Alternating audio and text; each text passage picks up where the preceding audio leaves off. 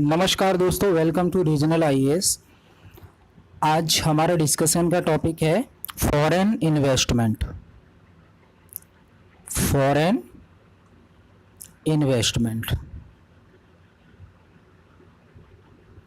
मतलब विदेशी निवेश।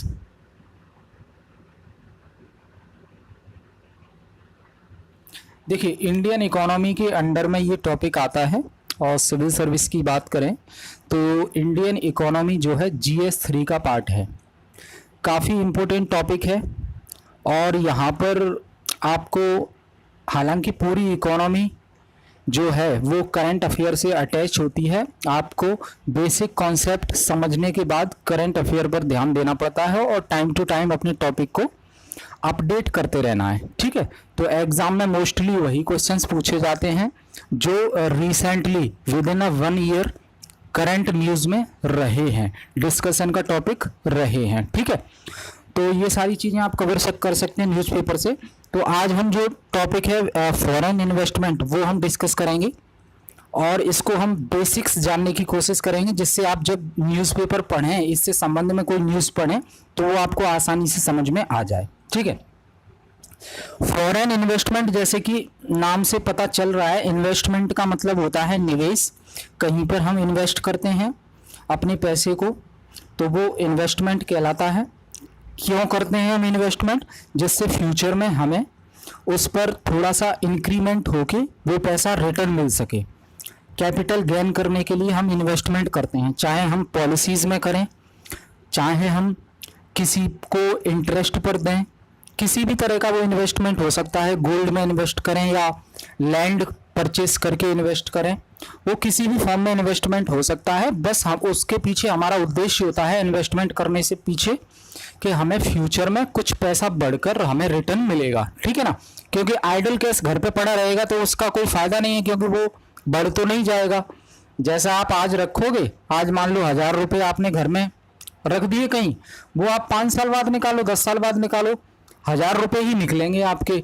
और बल्कि समय के साथ साथ वैल्यू कम हो जाएगी, क्योंकि इन्फ्लेशन की वजह से, महंगाई की वजह से जो 1000 में आज जितनी चीज खरीद पाओगे, आप 5 साल बाद 1000 में उतनी चीज नहीं खरीद पाओगे।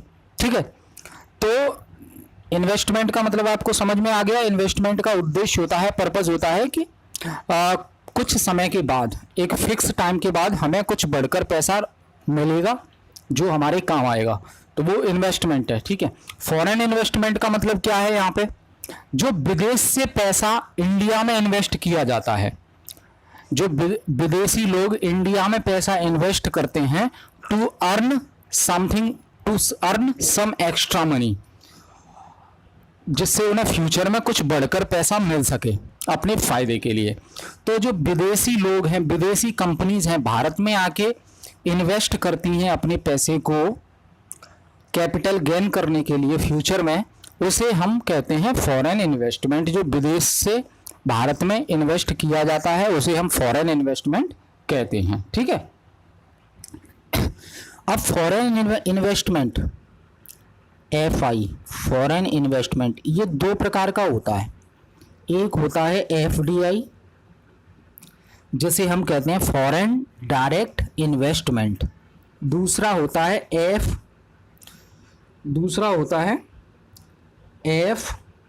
FPI, foreign portfolio investment. ठीक है, तो ध्यान रखिएगा, जो फॉरेन इन्वेस्टमेंट है, जो विदेशी निवेश है, वो 2 प्रकार का होता है। पहला होता है FDI, फॉरेन डायरेक्ट इन्वेस्टमेंट। दूसरा होता है FPI, फॉरेन पोर्टफोलियो इन्वेस्टमेंट। ठीक है ना, फॉरेन डायरेक्ट इन्वेस्टमेंट। ठीक है, दूसरा होता है फॉरेन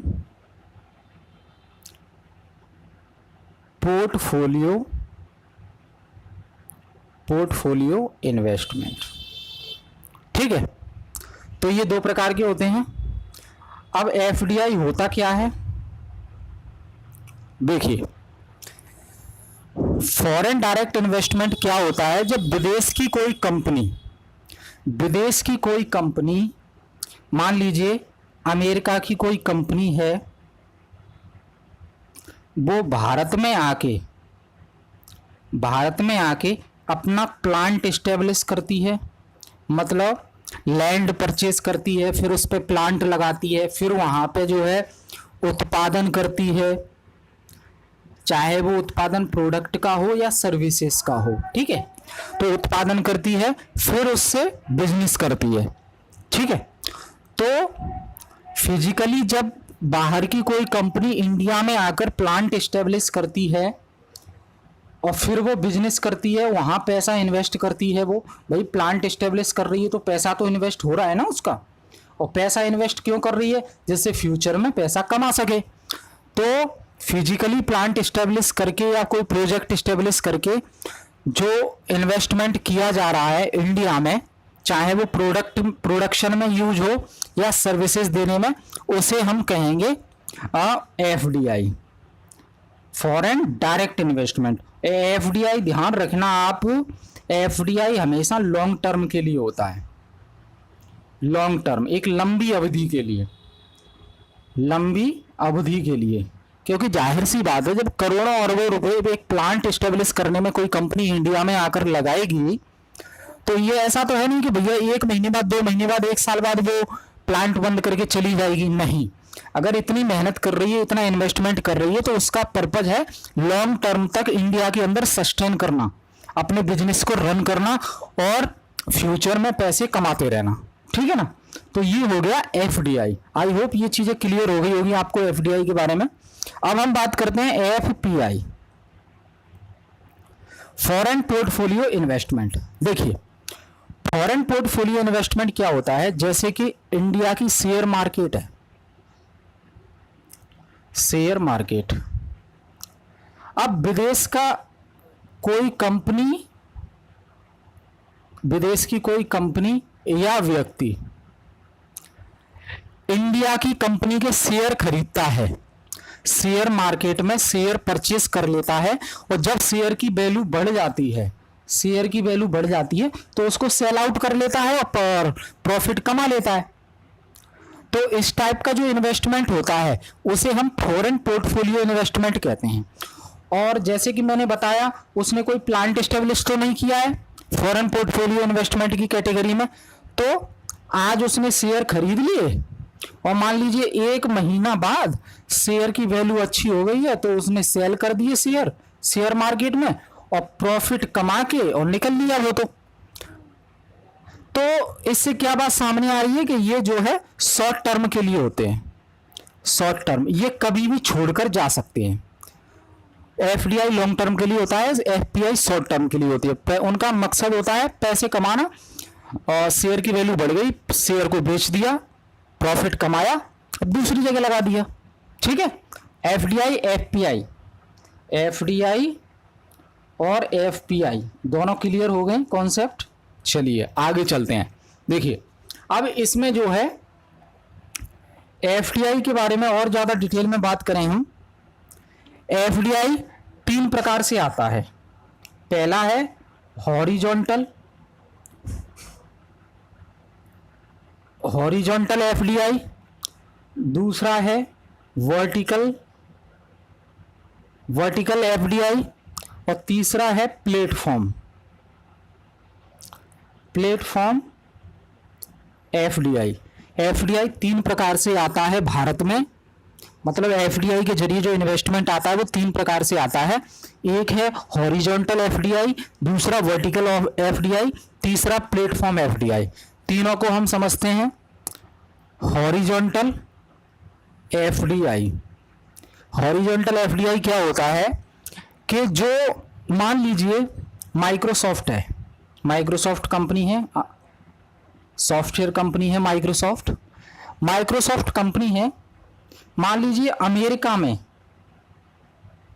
अमेरिका में माइक्रोसॉफ्ट जो पूरा काम कर रही है, सारी सर्विसेज, पूरा ऑपरेशन मैनेज कर रही है, वही same to same operation Microsoft India में अपनी कंपनी इस्टेब्लिश करे और सारे ऑपरेशन सेम टू सेम वही इंडिया में भी बनाने लगे, इंडिया में भी रन करने लगे ऑपरेशंस, मतलब पूरा का पूरा। जैसे एक और एग्जांपल देता हूं मैं आपको। मान लीजिए कोई टायर बनाने वाली कंपनी है, टायर बनाती है वो सिर्फ कंपनी यूके में, और उसी कंपनी ने इंडिया में अपना प्लांट एस्टेब्लिश कर दिया और यहाँ पे भी पूरा टायर बना रही है। तो जो काम वो यूके में कर रही है वही सेम काम आके इंडिया में कंपनी एस्टेब्लिश करके इंडिया में कर रही है। ठीक है, मतलब पूरा होल प्रोडक्शन। यहाँ पे मेरा कहने का मतलब ये है, विदेश की कंपनी विदेश में जो पूरा प्रोडक्शन कर रही है वही सेम इंडिया में अपनी कंपनी एस्टेब्लिश करके इंडिया में करने लगे। तो अगर ऐसा इस प्रकार का कोई इन्वेस्टमेंट भारत में आता है किसी कंपनी के जरिए तो उसे हम हॉरिजॉन्टल एफडीआई कहेंगे। ठीक है, क्लियर हुआ? चलिए अगला है वर्टिकल एफडीआई। वर्टिकल एफडीआई, इसमें क्या होगा कि इसमें सिर्फ ये रहेगा कि मान लीजिए जैसे मैं बात करूं, टोयोटा है, टोयोटा कंपनी है।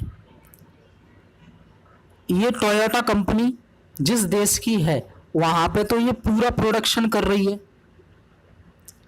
भाई, पार्ट्स भी खुद बना रही है, टायर भी खुद बना रही है, असेंबल भी खुद कर रही है, ठीक है, सब कुछ कर रही है।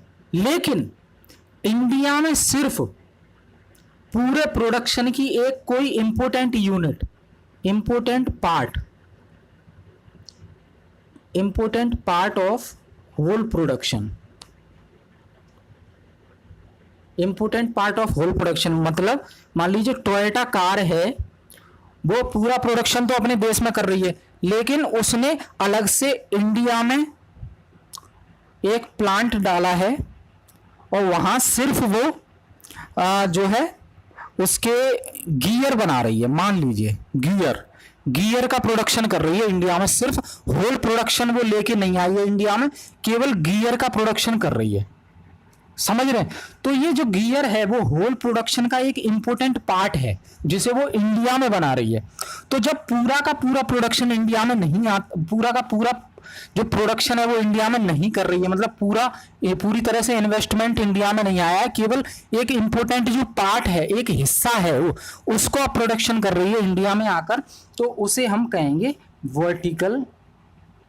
Vertical FDI. समझ आया? चलिए तीसरा है प्लेटफॉर्म एफडीआई। अब प्लेटफॉर्म एफडीआई क्या होता है कि जैसे हुंडई कंपनी है, वो अपने देश में तो कर ही रही है प्रोडक्शन, लेकिन इंडिया में कोई चीज बना रही है या होल प्रोडक्शन कर रही है, लेकिन वो इंडिया की बजाय किसी थर्ड कंट्री को उस सामान को एक्सपोर्ट कर देती है। फॉर एग्जांपल जैसे टायर बनाया किसी कंपनी ने इंडिया में आके, सिर्फ टायर, पूरा होल प्रोडक्शन नहीं, और उस टायर को बनाया तो है लेकिन बनाने के साथ साथ उस पूरे प्रोडक्शन को जो है किसी थर्ड कंट्री में, मान लीजिए सिंगापुर, एक्सपोर्ट कर देती है, वहां पे सेल कर रही है। ठीक है, इंडिया में भी कर सकती है, ऐसा कोई रोका नहीं है, लेकिन वो थर्ड कंट्री में कर रही है मान लो, तो इसको कहेंगे हम प्लेटफॉर्म एफडीआई। ठीक है, तो ये तीनों प्रकार से एफडीआई आता है भारत में, ये क्लियर हुआ? चलिए अब हम बात करते हैं FPI, foreign portfolio investment. FPI क्या होता है?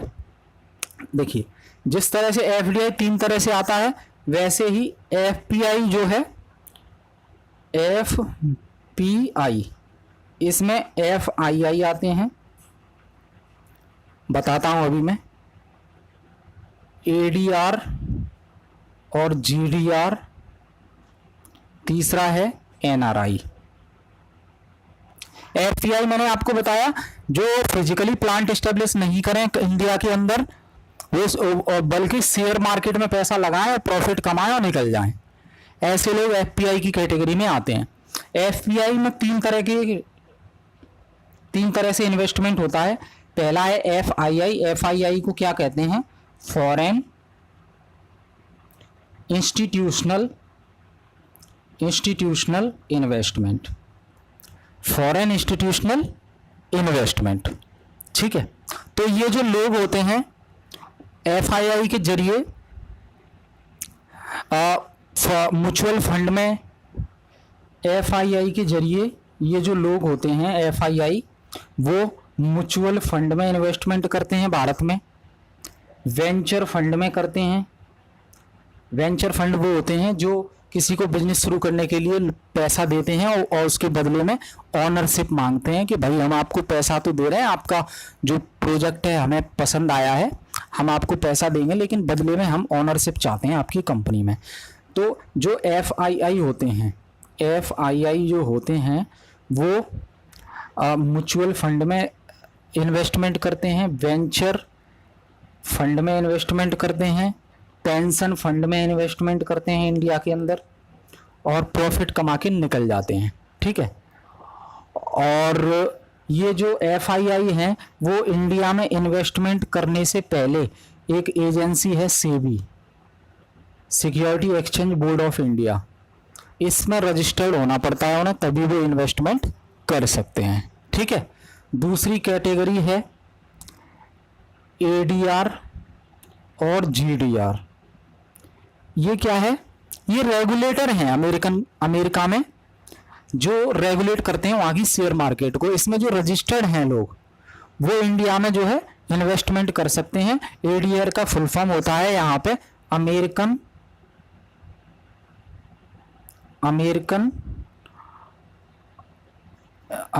Depository receipt. जैसे इंडिया में NSE BSE होते हैं, national stock exchange, Bombay stock exchange. ठीक है, तो ये जो निफ्टी जानते हैं ना आप, तो उसी तरह से अमेरिका में होता है, अमेरिका की वहाँ की इंडेक्स है अमेरिकन डिपॉजिटरी रिसिप्ट, और एक होती है ग्लोबल लेवल की, तो वो होती है ग्लोबल डिपॉजिटरी रिसिप्ट। तो इसके तहत जो लोग हैं वो भी इंडिया में इन्वेस्टमेंट करेंगे FPI की कैटेगरी में। ठीक है, तीसरी जो कैटेगरी आती है वो NRI की आती है, जो नॉन रेसिडेंट इंडियन है, इंडिया के हैं, बाहर रह रहे हैं, वो भी इन्वेस्टमेंट कर सकते हैं FPI के अंदर शेयर मार्केट में। ठीक है, लेकिन यहाँ पे जो है उनकी लिमिट सेट है, कंपनी का 10% शेयर में ही वो इन्वेस्टमेंट कर सकते हैं। ठीक है, तो ये चीज़ समझ में आई आपको? तीनों कैटेगरी हमने डिस्कस की। ठीक है, अब हम बात करते हैं, एक कॉन्सेप्ट आया था वेंचर फंड, तो यहाँ पे हम डिस्कस करेंगे उस टर्म को, venture capital fund. Venture capital fund, venture capital fund क्या होते हैं? मान लीजिए आपको कोई बिजनेस स्टार्ट करना है और आप अपनी प्रपोजल को लेके, मान लीजिए आपको बिजनेस स्टार्ट करना है लेकिन आपके पास पैसे नहीं है, मनी नहीं है उस पर खर्च करने के लिए, इन्वेस्टमेंट करने के लिए, तो आप क्या करोगे? कोई ऐसा बंदा तलाशोगे जो आपके बिजनेस में पैसा लगा सके। तो वेंचर कैपिटल जो फंड होते हैं वो यही काम करते हैं। मान लीजिए टाटा कंपनी है, टाटा के पास बहुत पैसा है, टाटा ने एक वेंचर कैपिटल फंड बना दिया है और उसमें 15 प्रोफेशनल लोगों को अपॉइंट कर दिया है कि भाई आप इस वेंचर कैपिटल फंड को चलाओ और जो भी आपसे पैसे लेने आता है उसको पैसे दो अगर आपको प्रपोजल पसंद आता है। लेकिन ये इतना आसान नहीं है, क्योंकि ये जो वेंचर कैपिटल फंड हैं उनसे आप पैसा लोगे तो पैसा तो दे देंगे, लेकिन बदले में उन्हें क्या चाहिए? बदले में उन्हें कंपनी में ओनरशिप चाहिए। वो जो है 1% से लेके 50% तक कंपनी की कैपिटल में, कंपनी की वैल्यू में शेयर मांगते हैं कि आप पैसे लो कोई बात नहीं है, लेकिन हमें बदले में ओनरशिप चाहिए। ठीक है, तो लॉस होगा तो दोनों का होगा, प्रॉफिट होगा तो दोनों का होगा। ठीक है, तो वेंचर कैपिटल फंड उनको फंड करते हैं, उनको फंड देते हैं जो नया बिजनेस स्टार्ट करना चाहते हैं। ध्यान रखना, यहाँ नया बिजनेस, पहले से वो बिजनेस चल नहीं रहा है, नया शुरू करना चाह रहे हैं। ठीक है, सेम ऐसी ही एक टर्म है private equity fund. Private equity fund. ये क्या होता है? ये भी वेंचर कैपिटल फंड की तरह है, लेकिन वेंचर कैपिटल फंड नया बिजनेस जो स्टार्ट करना चाहते हैं एंटरप्रेन्योर, उनको पैसा देती है। प्राइवेट इक्विटी फंड उनको पैसा देती है जिनका बिजनेस तो चल रहा है ऑलरेडी, लेकिन वो बिजनेस को बढ़ाना चाहते हैं। और जब बिजनेस को बढ़ाना चाहते हैं तो पैसा तो लगाना पड़ेगा, खर्च करना पड़ेगा। तो उस पैसे की पूर्ति के लिए प्राइवेट इक्विटी फंड जो है फंड उनको देते हैं, रिलीज करते हैं उनके लिए। ठीक है, आया समझ में? अब हम बात करते हैं, एक और टर्म है QFI। इसे हम कहते हैं qualified foreign investor. Foreign investor. अब क्वालिफाइड फॉरेन इन्वेस्टर मतलब पढ़े लिखे? नहीं, ऐसा नहीं है। देखिए, फॉर एग्जांपल मैं आपको बताता हूं कि मान लीजिए पाकिस्तान एक देश है। पाकिस्तान की छवि इंडिया के अंदर कैसी है आप अच्छे से जानते हो।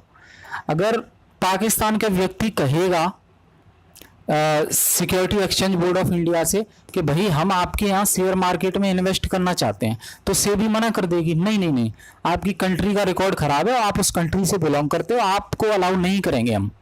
लेकिन देखिए, सही बात यह है कि देखिए पूरा देश अगर खराब है तो इसका मतलब ये नहीं है सभी व्यक्ति खराब हैं। कुछ उसमें अच्छे व्यक्ति होंगे, ईमानदार व्यक्ति होंगे, बिजनेस करने वाले व्यक्ति होंगे, जिनका टेररिज्म वगैरह और इन सारी चीजों से कोई लेना देना नहीं होगा। तो इन लोगों को अपॉर्चुनिटी देने के लिए, कि ये अपने देश को छोड़ के विदेश में जाके वहां की शेयर मार्केट में इन्वेस्टमेंट कर सकें, तो उनके लिए एक प्रोसीजर है कि ऐसे लोग, मान लीजिए ए आदमी है पाकिस्तान का जिसका रिकॉर्ड बहुत अच्छा है, तो वो अगर कहीं दूसरे देश में इन्वेस्टमेंट करना चाहता है तो उसे जो है परमिशन लेनी होगी, या तो FATF से। FATF मतलब समझ रहे हैं, फाइनेंशियल एक्शन टास्क फोर्स। ठीक है, दूसरा है IOSCO। FATF पर तो उनको जो है परमिशन लेनी होती है, या तो वो FATF से परमिशन लें, FATF परमिशन दे देगी तो भैया वो इंडिया में आके कह देंगे कि देखो जी FATF से मैं परमिशन लेके आया हूँ, तो आप इन्वेस्टमेंट करने दीजिए मुझे, मेरा रिकॉर्ड बहुत अच्छा है, मैं साबित कर चुका हूँ FATF को। तो FATF financial action task force है। ठीक है, और यहाँ पे ये जरूरी है कि मान लीजिए पाकिस्तान का व्यक्ति है, इंडिया में इन्वेस्टमेंट करना चाहता है, तो पाकिस्तान और इंडिया दोनों FATF के मेंबर होने चाहिए, रजिस्टर्ड मेंबर, तभी पाकिस्तान के व्यक्ति इंडिया में इन्वेस्टमेंट कर सकता है। ठीक है, और अगला जो है IOSCO। ये क्या होता है? International organization of security commission. International organization of security commission, या फिर जो है यहां से परमिशन ले लो आप, तो आप कर सकते हो। इसका भी मेंबर होना चाहिए दोनों देशों को, जहां से इन्वेस्टर आया है और जहां इन्वेस्टमेंट करना चाह रहा है। ठीक है, तो ये दो चीज हो गई। तीसरी, इंडिया से भी परमिशन ले सकते हो आप, सेबी से, security exchange board of India.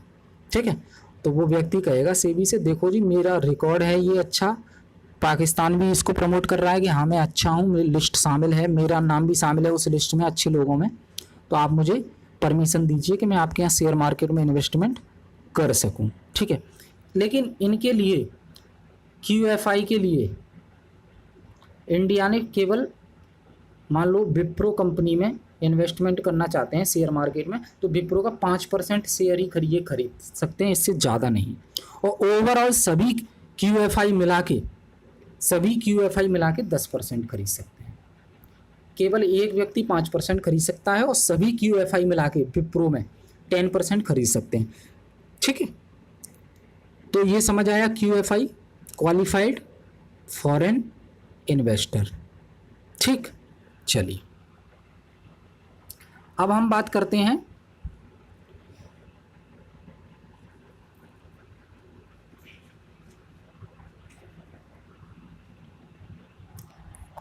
अब इसमें FDI में हम बात करेंगे कि मान लीजिए FDI के तहत कोई नई कंपनी फॉर्म कर रहा है, एफडीआई के तहत कोई नई कंपनी फॉर्म कर रहा है, नई कंपनी बना रहा है और उसमें इन्वेस्टमेंट करना पड़ेगा शुरू में, तो वो कितने प्रकार से इनफ्लो होगा, इनफ्लो मतलब आएगा, तो वो 3 प्रकार से आएगा। एक आएगा इक्विटी, इक्विटी इनफ्लो, दूसरा री इन्वेस्टेड अर्निंग, री इन्वेस्टमेंट, री इन्वेस्टेड अर्निंग, और चौथा आएगा, तीसरा आएगा अदर टाइप ऑफ कैपिटल। मतलब मैं बताता हूँ, मान लीजिए कंपनी अभी स्टार्ट नहीं हुई है, लेकिन विदेशी लोग इंडिया में नई कंपनी स्टार्ट करना चाहते हैं, तो शुरू में पैसा चाहिए, तो उसमें अगर पैसा लगाना है बाहर से तो वो 3 प्रकार से आ सकता है कंपनी बनाने के लिए, इक्विटी इनफ्लो, री इन्वेस्टेड अर्निंग और अदर टाइप ऑफ कैपिटल। ठीक है, तो इक्विटी इनफ्लो तो सीधी बात है भाई, इक्विटी शेयर इन्वेस्टमेंट, शेयर बेच दो आप, तो शेयर जो खरीदेगा वो आपको पैसा दे देगा। अगला है री इन्वेस्टेड, मतलब आपने मान लीजिए ए व्यक्ति है, इसने शेयर खरीद लिया है 10% और 1 साल के अंदर 10% से इसने खूब पैसा कमा लिया है, तो उस पूरी अर्निंग को ये अपने विदेश में ना ले जाके इसी देश में इसी कंपनी में री इन्वेस्ट कर दे, तो वो आ जाएगा री इन्वेस्टमेंट ऑफ अर्निंग। ठीक है, और अदर टाइप ऑफ कैपिटल में आ जाएगा जैसे कि डिवेंचर खरीद लिए आपने, डिवेंचर खरीद लिए, प्रेफरेंस शेयर खरीद लिए। ठीक है, और इनके साथ कंडीशन ये होगी कि डिवेंचर और प्रेफरेंस शेयर ये कन्वर्टेबल होंगे, कन्वर्टेबल, कन्वर्टेबल माने एक मैच्योरिटी पीरियड के बाद ये ऑटोमेटिक जो है इक्विटी शेयर में बदल जाएंगे। देखिए इक्विटी शेयर में अगर पैसा लगाता है कोई तो उसका कंपनी में शेयर हो जाता है उतना ही, कंपनी अगर लॉस में जाएगी तो उसको भी लॉस झेलना पड़ेगा, कंपनी प्रॉफिट में जाएगी तो उसको भी प्रॉफिट मिलेगा। लेकिन डिवेंचर और प्रेफरेंस शेयर वो होते हैं जिनमें कंपनी कर्ज लेती है आपसे और उसके बदले में आपको इंटरेस्ट देती है, कंपनी भले ही डूब जाए लेकिन आपको आपका पैसा मिलेगा। ठीक है, तो समझ आया। तो ये हो गए हमारे, नई कंपनी फॉर्म करनी हो एफडीआई के अंदर तो किस तरह से इन्वेस्टमेंट आएगा। चलिए, एक टर्म यहां होती है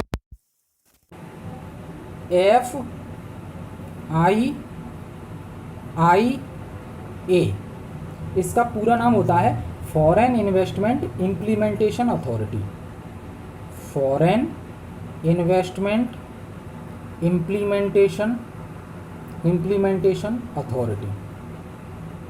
अथॉरिटी। ठीक है, ये क्या होता है भाई, मान लीजिए आप ऑस्ट्रेलिया के रहने वाले हो, इंडिया को आपने जाना ही नहीं है, सही से देखा भी नहीं है, वहाँ के रूल्स रेगुलेशन लीगल प्रोसीजर वगैरह ये कुछ नहीं पता आपको, कंपनीज एक्ट वगैरह कैसे फॉर्म करनी है, कहाँ इन्वेस्टमेंट करना है, तो भैया बैग लेके पैसों का आ तो जाओगे आप इंडिया में, फिर भटकोगे कहाँ, कौन बताएगा आपको। तो अगर कोई व्यक्ति बाहर से आता है जिसे बिजनेस स्टार्ट करना है इंडिया में, तो उसको उसकी पूरी मदद और सारी फॉर्मेलिटीज़ जो बिजनेस स्टार्ट करने के लिए ज़रूरी हैं वो FIIA करेगी, फॉरेन इन्वेस्टमेंट इम्प्लीमेंटेशन अथॉरिटी। ठीक है, चलिए एक और टर्म होती है FIPC, foreign investment promotion council, foreign investment promotion council. ये क्या होता है भाई, देखिए मान लीजिए आप एक कंपनी चला रहे हैं, फॉर एग्जांपल आप छोटी सी कोचिंग चला रहे हैं, आप उसका ऐड करेंगे ना बाहर जाके, अपनी फीचर्स बताएंगे ना, आप क्या क्या सुविधाएं देते हैं, फैसिलिटीज़ देते हैं, अपने रिजल्ट के बारे में बताएंगे, अपना जो कल्चर है ऑर्गेनाइजेशन का उसके बारे में बताएंगे, सारी चीज़ें बताएंगे, तभी तो लोग अट्रैक्ट होंगे आपके यहाँ एडमिशन लेने के लिए। ठीक उसी प्रकार से FIPC जो है एजेंसी है, इसमें प्रोफेशनल वर्क करते हैं मिलके इंडिया की तरफ से, वो विदेश में जाकर सेमिनार करते हैं, मीटिंग करते हैं, प्रमोशन करते हैं, एडवर्टीजमेंट करते हैं, और इन सारी चीज़ों में वो क्या दिखाते हैं कि इंडिया बहुत अच्छा डेस्टिनेशन है इन्वेस्टमेंट के लिए, आप आइए इंडिया में इन्वेस्टमेंट कीजिए, आपको सारी सुविधाएं दी जाएंगी, इलेक्ट्रिसिटी दी जाएगी, वाटर दिया जाएगा, जो लीगल प्रोसीजर है वो आसान है हमारी इंडिया में, तो ये प्रमोशन करते हैं जिससे बाहर से इन्वेस्टमेंट आ सके। ठीक है, कौन करता है? FIPC। ठीक है जी। चलिए, बेनिफिट ऑफ FDI जान लेते हैं। बेनिफिट्स ऑफ FDI के फायदे क्या है? देखिए, पहला है कि नो डाउट विदेश से अगर इन्वेस्टमेंट आएगा तो कैपिटल आती है इतना, जो कि हम इंतज़ार करते हैं कि बाहर से इन्वेस्टमेंट आए, क्योंकि बाहर से इन्वेस्टमेंट आएगा तो लोगों को रोज़गार मिलेगा, लोगों को रोज़गार मिलेगा तो उनकी परचेसिंग पावर बढ़ेगी, परचेसिंग पावर बढ़ेगी तो वो ज़्यादा ख़रीदारी करेंगे, ख़रीदारी कर रहे हैं मतलब इकोनॉमिक एक्टिविटीज़ हो रही हैं इंडिया के अंदर, इकोनॉमिक एक्टिविटीज़ हो रही हैं तो GDP अच्छी रहेगी। ठीक है, पहला तो पॉइंट ये हो गया। दूसरा पॉइंट क्या है कि नई कैपिटल हमें मिलती है देखने को, नया पैसा जो कि इंडिया में पहले नहीं था अब आया है, नया पैसा आएगा। ठीक है, तीसरी, भाई कोई कंपनी अगर आ रही है इंडिया में तो नई टेक्नोलॉजी भी ला रही है, नई टेक्नोलॉजी इन द सेंस उनके काम करने का तरीका, उनके प्रोडक्ट, नई टेक्नोलॉजी वाले प्रोडक्ट, LED नई टेक्नोलॉजी की, तो नया टेक्नोलॉजी देखने को मिल रही है इंडिया में, तो नई टेक्नोलॉजी आती है अगर FDI आता है तो। ठीक है, और चौथा है कि भाई इंडिया में अगर कंपनी चल रही है मल्टीनेशनल कंपनी तो गवर्नमेंट ऑफ इंडिया का टैक्स रेवेन्यू बढ़ता है। भाई इंडिया के अंदर आप काम कर रहे हो तो गवर्नमेंट को टैक्स भी दोगे, तो टैक्स रेवेन्यू भी बढ़ गया। ठीक है, और चौथा ये हो गया। पांचवा, भाई इंफ्रास्ट्रक्चर भी बूस्ट होगा, इंफ्रास्ट्रक्चर डेवलपमेंट होगा। कैसे? मान लीजिए कोई कंपनी लग रही है किसी जगह, तो उसको उसका सामान को लाने ले जाने के लिए ट्रांसपोर्टेशन सुविधा बेहतर होगी, रोड बनाए जाएंगे, पुल बनाए जाएंगे, ट्रेन की फैसिलिटी भी दी जाएगी, अगर भारी माल है वो एक जगह से दूसरी जगह जाता है तो इंफ्रास्ट्रक्चर बिल्डअप हो रहा है। समझ रहे हैं? ठीक है, और छठवा है ही एम्प्लॉयमेंट जनरेट होता है इंडिया के लोगों के लिए, रोज़गार मिलेगा लोगों को। ठीक है, और लास्ट है सातवां, जो बैलेंस ऑफ पेमेंट है, बैलेंस ऑफ पेमेंट ये भी इम्प्रूव होगा। बैलेंस ऑफ पेमेंट क्या होता है? कितना एक्सपोर्ट करते हैं हम, कितना इंपोर्ट करते हैं, उसमें प्रोडक्ट, सर्विस, गुड्स सब कुछ शामिल है। तो बैलेंस ऑफ पेमेंट मतलब एक्सपोर्ट माइनस इंपोर्ट, कितना आयात किया कितना निर्यात किया उसका डिफरेंस। तो ये जो है इम्प्रूव होता है बैलेंस ऑफ पेमेंट, माइनस में चला जाता है बैलेंस ऑफ पेमेंट तो दिक्कत है, तो यहाँ पे इम्प्रूवमेंट देखने को मिलता है। ठीक है, तो ये हमने बेनिफिट ऑफ FDI डिस्कस किए। FDI पे कोई भी प्रश्न आता है तो आपको ये लिख लेना है। ठीक है, अब हम बात करते हैं कि ऐसी कौन सी चीज़ें हैं जो इंडिया में FDI को अट्रैक्ट करती हैं, मतलब बाहर के लोग जो देख के चाहते हैं कि हाँ यार FDI वो इंडिया में ही हमें इन्वेस्टमेंट करना है, ऐसी कौन सी चीज़ें हैं जिनको देख के बाहर के लोग सोचते हैं कि इंडिया में इन्वेस्ट करना अच्छा रहेगा। तो उसमें पहली चीज़ आएगी चीप लेबर। हमारे यहाँ लेबर बहुत सस्ती है, लेबर सस्ती होगी तो जो कॉस्ट ऑफ प्रोडक्शन है कंपनी का कम आएगा, कॉस्ट ऑफ प्रोडक्शन कम आएगा तो प्रोडक्ट भी सस्ते होंगे, कंपनी को भी फ़ायदा होगा। ठीक है, दूसरा है, हम जानते हैं कि 137 करोड़ लोगों का देश है, तो मार्केट तो बहुत बड़ी है इंडिया की, इतना बड़ी मार्केट है इंडिया की उनके प्रोडक्ट को सेल करने के लिए। ठीक है, और तीसरा, लीगल प्रोसीजर आसान है, इतना आसान भी नहीं है लेकिन हम रिलेटिवली कह सकते हैं कि जो फॉर्मेलिटीज़ हैं कंपनी इस्टेब्लिश करने से पहले, जो प्रोसीजर है वो आसान हो गया है थोड़ा सा पहले की अपेक्षा। एकदम आसान नहीं बोल सकते लेकिन रिलेटिवली जो है लीगल प्रोसीजर जो है ईजी है। तो इन तीन चीज़ों को देख के बाहर की कंपनी सोचती है कि इंडिया में इन्वेस्टमेंट करना चाहिए। ठीक है, अब ये तो हमने देख लिया कि ऐसी कौन सी चीज़ें हैं जो जिन्हें बाहर की कंपनी देखकर इंडिया में इन्वेस्टमेंट करती है। अब ऐसी कौन सी चीजें हैं जिन्हें देखकर बाहर की कंपनी इंडिया में इन्वेस्टमेंट करना ही नहीं चाहती? तो उनमें आएगा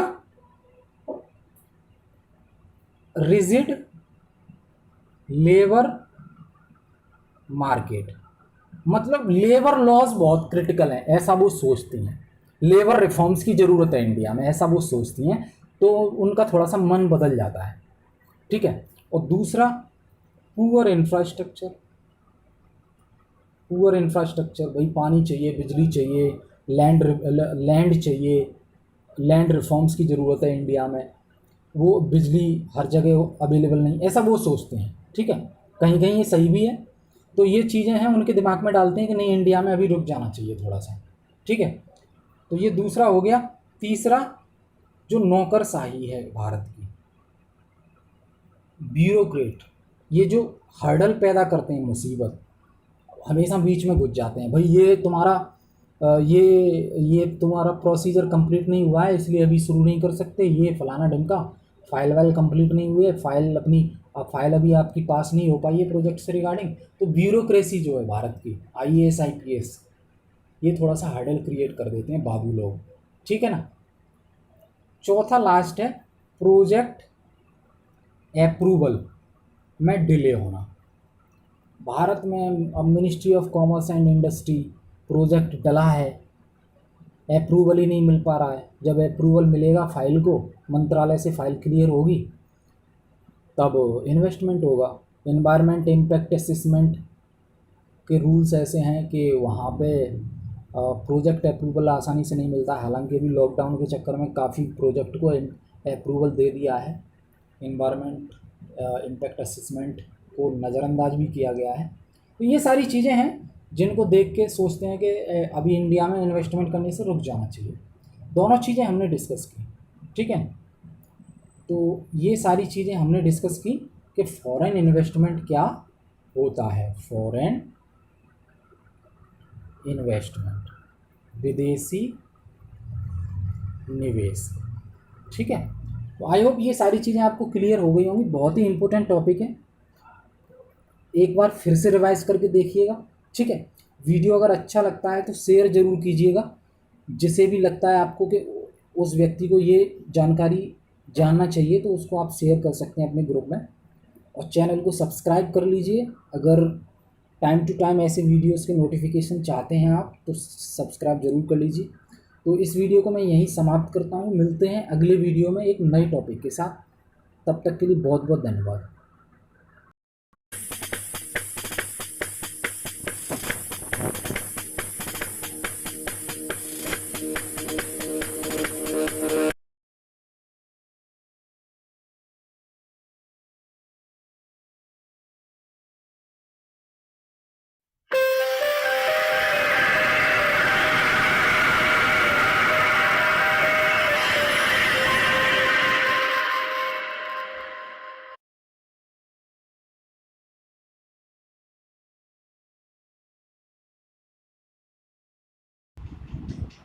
नमस्कार दोस्तों, वेलकम टू रीजनल आईएएस। देखिए, आज का हमारा जो डिस्कशन का टॉपिक है वो है बीओपी। बीओपी आप समझ रहे हैं, balance of payment. Balance of payment क्या होता है, ठीक है। ये फॉरेन ट्रेड जो टॉपिक है इंडियन इकोनॉमी में, उसके अंडर आता है फॉरेन ट्रेड, फॉरेन इन्वेस्टमेंट। तो बैलेंस ऑफ पेमेंट आज हम समझते हैं। देखिए, बैलेंस ऑफ पेमेंट क्या होता है। जितने भी ट्रांजैक्शन होते हैं इंडिया के दूसरे देशों के साथ, अन्य देशों के साथ उनका जो रिकॉर्ड होता है कि कितना सामान बाहर गया और बाहर से कितना सामान इंडिया में आया, तो इस चीज का जो रिकॉर्ड होता है वो होता है बैलेंस ऑफ पेमेंट, ठीक है। अब ये रिकॉर्ड कौन सा है, तो देखिए, एक्सपोर्ट और इंपोर्ट, आयात निर्यात। देखिए, इंपोर्ट, आयात, एक्सपोर्ट, निर्यात, देखिए, जब हमारे देश में किसी सामान की कमी होती है या वो सामान हमारे देश में नहीं बनता है, प्रोडक्शन नहीं होता है, और उस सामान की हमारे देश में कमी होती है, चाहे वो गुड्स हो, चाहे वो सर्विसेज हो या अन्य चीजें हों, तो हम उस चीज का जो है इंपोर्ट करते हैं, मतलब बाहर के दूसरे देशों से उस सामान को इंडिया में मंगाते हैं, जिससे इंडिया में काम चल सके। ठीक है। और जो सामान हमारे यहाँ बहुत ज्यादा हो जाता है, फॉर एग्जाम्पल राइस, चावल, वो बहुत ज्यादा हो जाता है, तो हम दूसरे देशों को उसको निर्यात कर देते हैं, बेच देते हैं। तो ये प्रोसेस ऐसे चलती है, इंपोर्ट और एक्सपोर्ट। हर देश इंपोर्ट और एक्सपोर्ट करता है। क्यों? क्योंकि आप ये रियलिटी जानते हैं कि कोई भी देश सेल्फ सफिशिएंट नहीं है। मतलब ऐसा नहीं है कि वो देश में जितनी चीजों की जरूरत है वो खुद में खुद जो है प्रोडक्शन करे उन चीजों का। इतने सारे रिसोर्सेज भी नहीं होते हर देश के पास। किसी के पास किसी चीज का रिसोर्सेज अवेलेबल है, किसी कंट्री के पास किसी चीज का रिसोर्सेज अवेलेबल है। तो जरूरी नहीं है कि जो ह्यूमन के लिए, जो लोगों के लिए जरूरत की चीजें हैं, वो सारी जरूरत की चीजें अपने देश में हम बना पाएं। तो जो चीज हम बना नहीं पाते या जिसका प्रोडक्शन हम नहीं कर पाते हैं, वो हम दूसरे देश से खरीद लेते हैं, तो उसे हम कहते हैं इंपोर्ट करना। और जो हमारे देश में बहुत ज्यादा हो जाती है और दूसरे देशों में कमी होती है उस चीज की, तो उन देशों को हम, जो हमारे देश में चीज हो रही है, उसे हम एक्सपोर्ट कर देते हैं, मतलब बेच देते हैं। तो देखिए, जब हम एक्सपोर्ट करते हैं मतलब सामान बेचते हैं दूसरे देश को, तो उसके बदले में हमारे पास पैसा आता है डॉलर में पैसा आता है। और डॉलर में अगर हमारे देश में पैसा ज़्यादा आएगा तो जो हमारा फॉरेन रिजर्व है वो बढ़ जाएगा। तो फॉरेन रिजर्व बढ़ने से क्या होता है, जब हम इंपोर्ट करते हैं किसी चीज़ का, जब दूसरे देश से हम सामान मंगाएंगे तो उनका पेमेंट हमें डॉलर में करना होता है। तो इसके लिए ज़रूरी है कि जो फॉरेन रिजर्व है, हमारा फॉरेन करेंसी रिजर्व है, वो भरपूर मात्रा में होना चाहिए, जिससे हम इंपोर्ट कर पाएंगे आसानी से।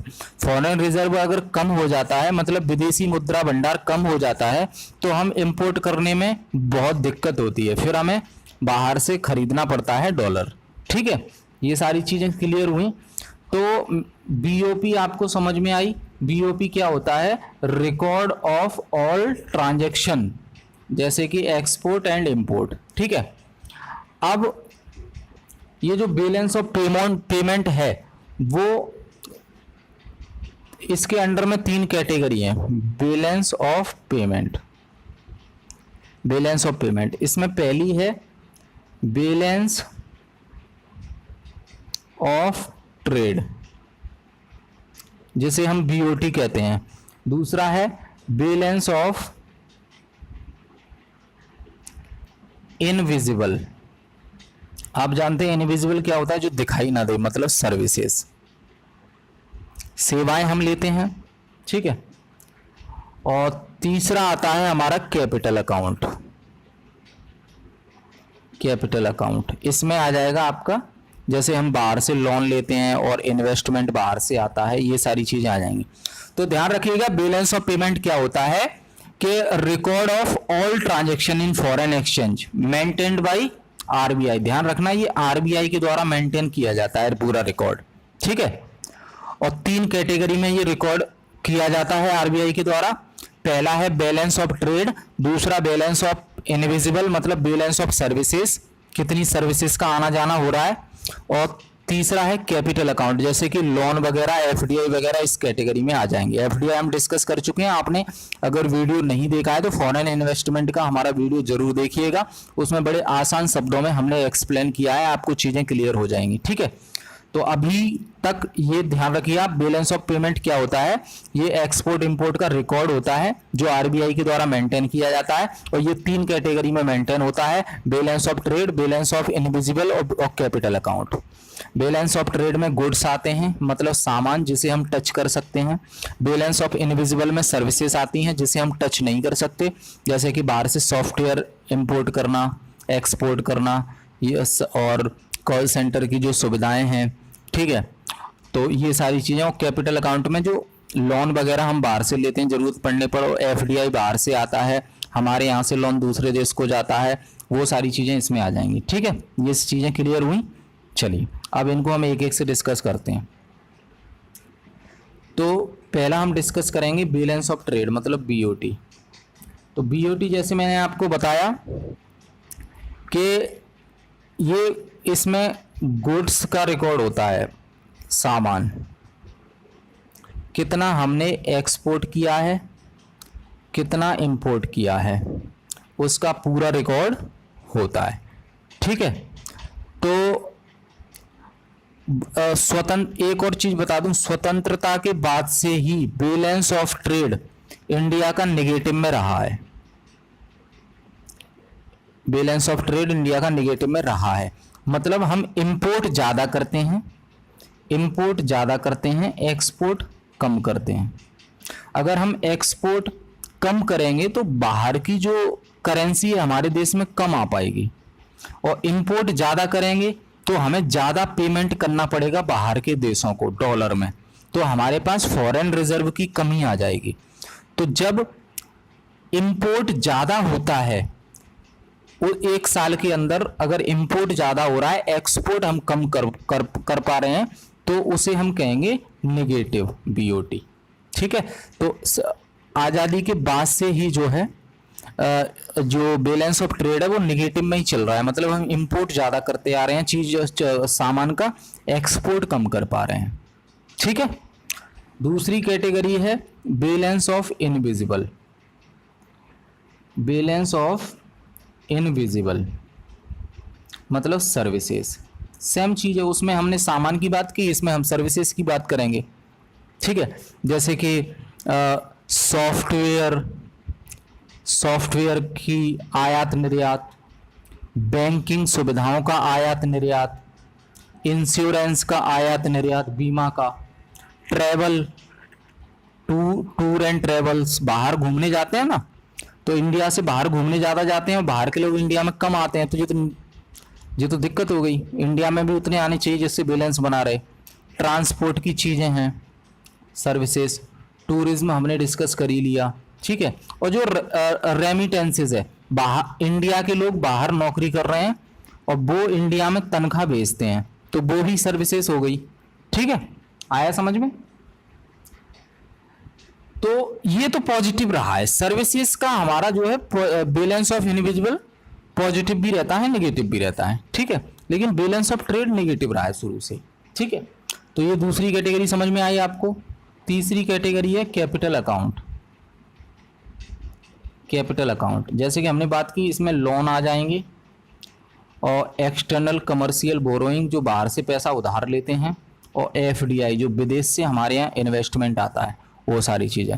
अब यहाँ बात आ जाती है कि इंडिया के लोग दूसरे देशों में कितना इन्वेस्टमेंट करते हैं और दूसरे देशों के इंडिया में कितना करते हैं, उनका अंतर। अगर बाहर के लोग इंडिया में ज़्यादा इन्वेस्टमेंट कर रहे हैं और इंडिया के कम कर रहे हैं, तो ये अंतर आ जाएगा। ये कैटेगरी में आएगा, कैपिटल अकाउंट की कैटेगरी में। तो बैलेंस ऑफ पेमेंट जो है 3 कैटेगरी में होगा, balance of trade, balance of invisible और कैपिटल अकाउंट। ठीक है, ये सारी चीज़ समझ में आई होंगी। और बैलेंस ऑफ कैपिटल में, बैलेंस ऑफ कैपिटल अकाउंट, इसमें जो है पहली चीज आ जाएगी एक्सटर्नल असिस्टेंट। एक्सटर्नल असिस्टेंट मतलब बाहर से मदद लेना पैसे की। दूसरा आ जाएगा एक्सटर्नल कमर्शियल बोरोइंग, बाहर से उधार लेना। तीसरा आ जाएगा फॉरेन इन्वेस्टमेंट। फॉरेन इन्वेस्टमेंट जैसे कि एफडीआई और एफआईआई हम डिस्कस कर चुके हैं, आप जाके देख लीजिए वीडियो। तीसरी कैटेगरी है बैंकिंग कैपिटल। बैंकिंग कैपिटल, ये चीज़ें आ जाएंगी हमारी थर्ड कैटेगरी में बैलेंस ऑफ कैपिटल। ठीक है, तो ये बैलेंस ऑफ पेमेंट हमने ब्रीफ में डिस्कस किया। आई होप ये कॉन्सेप्ट आपको क्लियर हो गया होगा। और मैं फिर कहना चाहूँगा, जो फॉरेन इन्वेस्टमेंट पे हमारा वीडियो है उसे आप देख लीजिए, उसके बाद ये चीज़ें और ज़्यादा क्लियर हो जाएंगी आपकी। तो कॉन्सेप्चुअल क्वेश्चंस आप छोड़ेंगे नहीं, ठीक है ना। तो चलिए इस वीडियो को मैं यहीं समाप्त करता हूँ, मिलते हैं अगले वीडियो में एक नए टॉपिक के साथ। बहुत बहुत धन्यवाद।